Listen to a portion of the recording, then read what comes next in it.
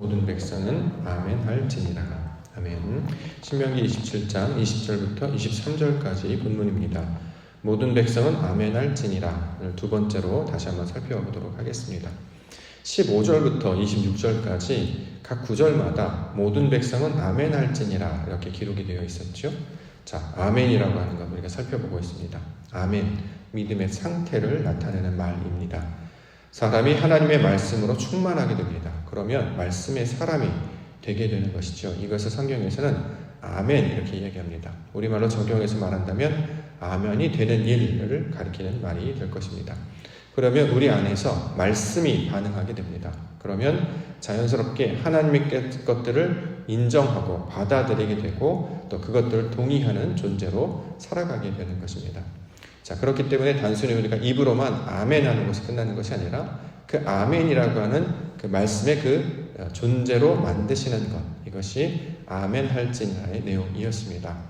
이것이 우리가 우리 교회 가운데 적용을 한다면 아멘은 말씀의 상태를 가리키고 있는 말이기 때문에 진리로 예배하는 자가 된다라는 뜻이 되겠죠. 진리로 사랑하는 자가 되는 것이고 진리로 열매 맺는 자, 그러한 교회, 성도의 모습을 아멘 할지니라 라는 말씀의 내용으로 우리 가운데 가르쳐주고 있습니다.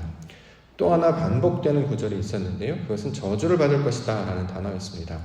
자, 저주를 받다 라는 단어, 이것은 어떤 악담이나 비난의 글이 아니었습니다. 우리가 이걸 진리적 관점으로 해석해야 한다라고 말씀을 드렸는데, 저주를 받다 라는 개념은 하나님께서 하나님의 말씀이, 하나님의 역사가 내 안에서 운행하는 상태를 나타내는 말이 됩니다.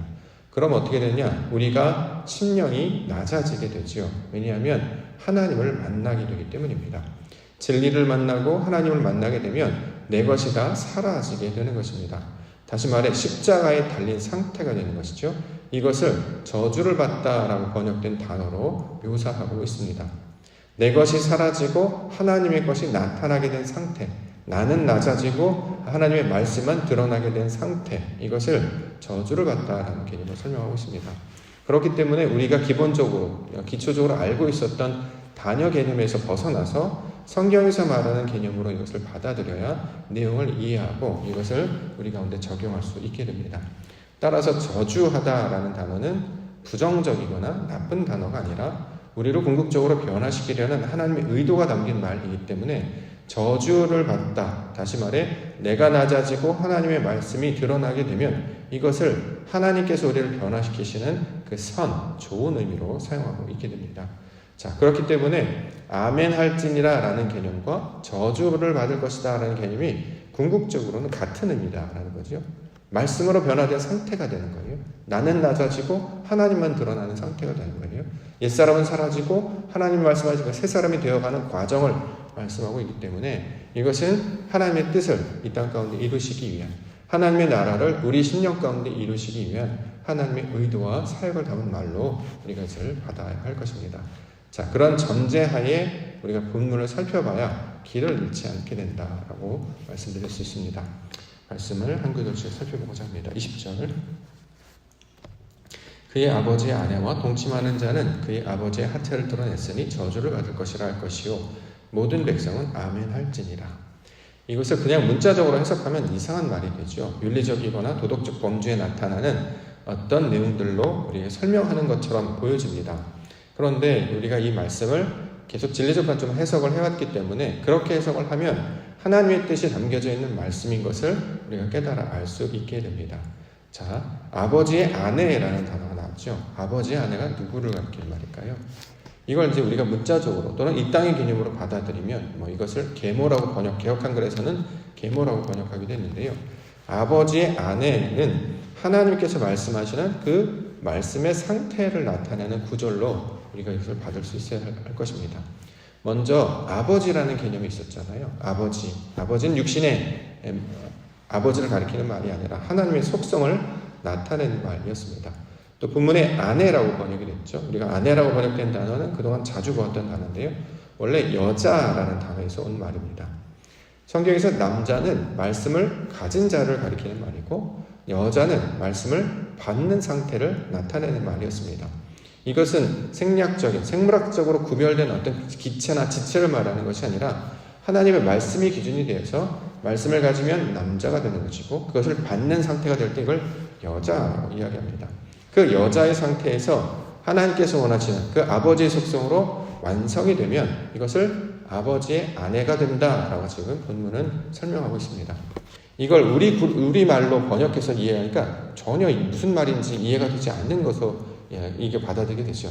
아버지의 아내가 된다는 게 무슨 뜻이냐? 아버지라는 말과 아내라는 말을 각각 번역하여서 이렇게 조합했기 때문에 엉뚱하고 낯선 단어가 됩니다. 따라서 이것을 원어로 그대로 읽는 것이 사실은 이해하는 데 더 도움이 되는데, 자, 원래 아멘이라는 단어가 있었잖아요. 아멘, 말씀을 가진 상태.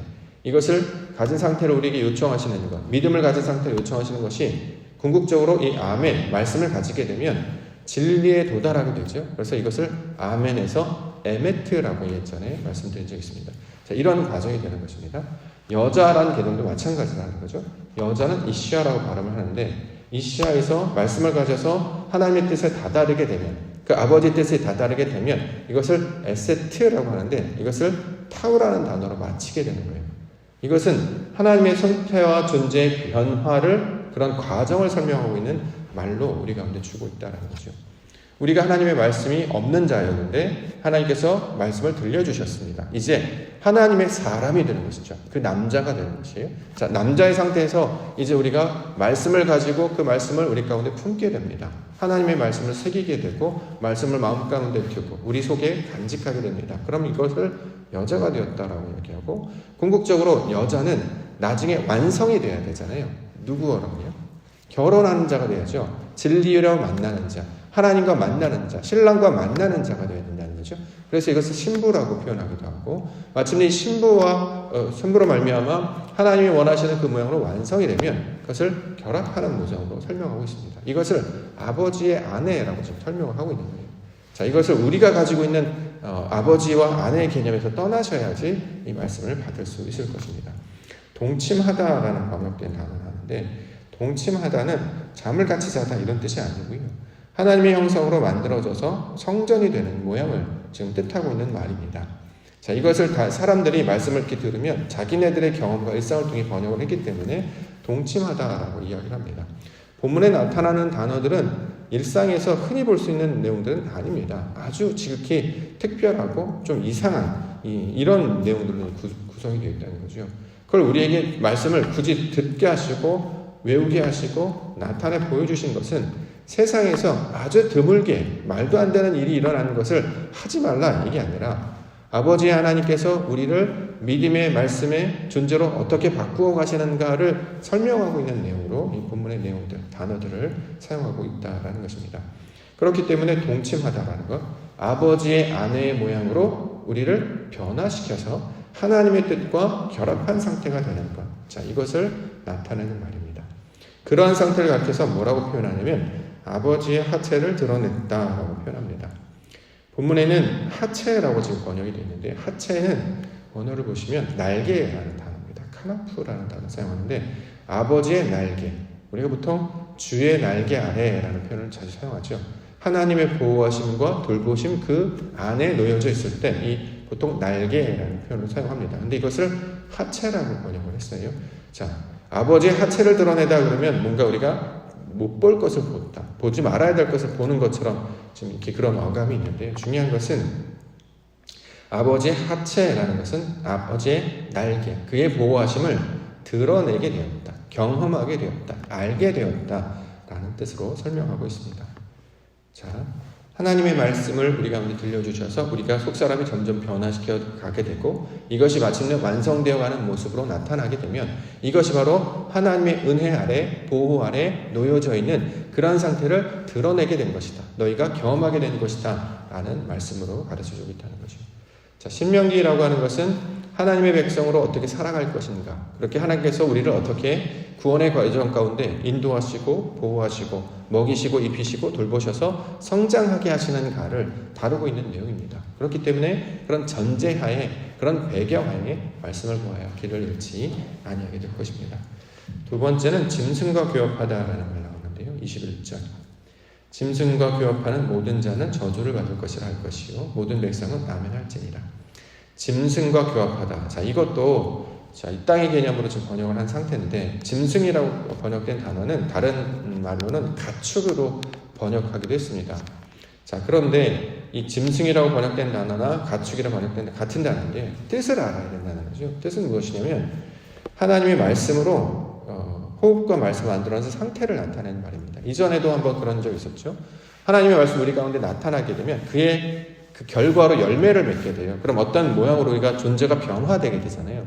이전에 옛사람의 모습에서 새사람의 모습으로 변화되는 그 과정들이 있을 거 아닙니까? 그래서 조금씩 우리가 성장이 나아갑니다.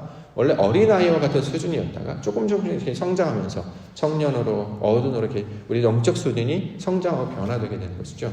이렇게 하나님의 말씀이 우리 안에 들어와서 그런 모양으로 변화되어서 그런 모양으로 나타나게 되면 이것을 본문에 나타나는 단어로 표현합니다. 이걸 근데 우리는 짐승, 가축 이렇게 번역을 하고 있습니다. 자, 우리가 가지고 있는 개념에서 이게 벗어나야지 이 개념들을 받아들일 수 있다는 거죠. 베하마, 하나님의 말씀으로 완성된 상태로 우리가 만들어지는 거예요. 하나님의 말씀으로 만들어지는 우리의 속성, 하나님의 말씀하신 이 속사람이 말씀으로 변화되면 이것이 바로 하나님 앞에서 낮아지게 되는 것이고 이것이 결국 말씀으로 만들어진 그 믿음의 상태가 되는 것이다 라는 내용으로 설명하고 있습니다. 마지막 말씀 22절과 23절 그의 자매 곧 그의 아버지의 딸이나 어머니의 딸과 동침하는 자는 저주를 받을 것이라 할 것이요 모든 백성은 아멘 할지니라. 장모와 동침하는 자는 저주를 받을 것이라 할 것이요 모든 백성은 아멘 할지니라. 지금 모세가 하나님의 말씀을 그대로 설명하고 있는 내용이잖아요. 하나님께서 우리에게 저주를 내리신다라는 표현. 하나님께서 우리를 고생시키시거나 또는 악담을 받게 하거나 힘들게 하려고 하는 그런 의도로 주신 말씀이 아니었다는 거죠. 우리를 고치시고 우리를 온전케 하시고 우리를 완성시키시는 것이 아버지의 뜻이라는 거예요. 자, 그 개념으로 이 본문들을 살펴보아야 합니다. 본문에 보면 아주 극히 드물고 보통 세상에서는 비난받을 수 있는 일을 너희는 하지 말라. 우리는 도둑질하지 말라. 살인하지 말라. 살인합니까? 살인 안 하거든요. 근데 살인하지 않는다고 해서 이것이 그런 우리가 그냥 말씀으로만 보면 우리 마음 가운데 들어오지 않는 그냥 말씀 밖의 이야기가 되기 때문에 분명히 이 말씀들을 주시는 이유는 우리가 비록 우리의 생각으로 이 말씀들을 들으면 굉장히 당황스럽고 낯설긴 하지만 그 안에 담겨져 있는 뜻을 찾아보면 그 안에 담겨져 있는 아버지의 뜻을 발견할 수 있기 때문에 이런 말씀들로 주셨다라는 거죠. 그렇기 때문에 본문의 내용을 하나님의 지적 관점으로 우리가 계속해서 살펴보고 있습니다. 자매, 딸, 여기 보면 장모 이런 단어 표현하고 있는데 자매는 무슨 뜻이냐면 형제라는 단어의 여성형입니다. 이걸 자매라고 번역을 했어요. 우리가 보통 아들을 여성형을 딸이라고 이야기하죠. 장모도 마찬가지입니다. 다 여성형으로 이렇게 변화시켜서 이 말씀들을 했는데 남자의 여성형이 여자잖아요. 자, 이것은 어떤 어미 변화라든가 성리의 변화를 가리키는 말이 아니라 자, 형제, 하나님의 말씀, 하나님의 생명을 나눈 상태를 가진 것을 형제라고 부릅니다. 자, 형제가 완성이 되면 자매가 되는 거예요. 아들이라고 하는 단어가 있습니다. 아들. 아버지의 속성을 받은 자, 아버지의 속성을, 아버지 형상을 닮은 자를 성경에서는 아들이라고 이야기하는데 그 아들이 온전한 모습으로 완성이 되면 그것을 딸이 되었다라고 이야기합니다. 그러니까 이 모든 모양들, 자매, 딸, 여기에 보면 장모, 이것은 우리 바깥에 이 땅에서 나타나는 어떤 신분이나 사람들을 구별해서 그런 일을 하지 마 이렇게 설명하는 내용이 아니라 그 이야기를 통해서 궁극적으로 담겨져 있는 하나님의 뜻을 나타내시기 위해서 주신 문장이라는 거예요. 자, 이것을 우리가 깨달아야 합니다. 하나님의 형상을 닮은 상태, 그것으로 완성된다라는 것이고 아버지께서 주신 말씀으로 그 생명으로 완성되면 이것이 딸 이렇게 이야기하는 것이고 마찬가지로 하나님의 생명을 우리 가운데 넘겨주셔서 우리가 완성되게 되면 이것을 장모라는 단어 번역을 그렇게 했던 것이고 원어의 내용을 살펴보면 생명을 가진 자라는 뜻이 된다는 거죠. 이것으로 동침하다, 함께 밤을 지새다 이런 뜻이 아니고 하나님의 형상으로 우리의 모양이 바뀌는 것을 가리키고 있는 말이에요. 그래서 우리가 하나님과 결합한 상태, 연합한 자의 모양을 이 문장을 통해서 표현하고 있다는 거죠.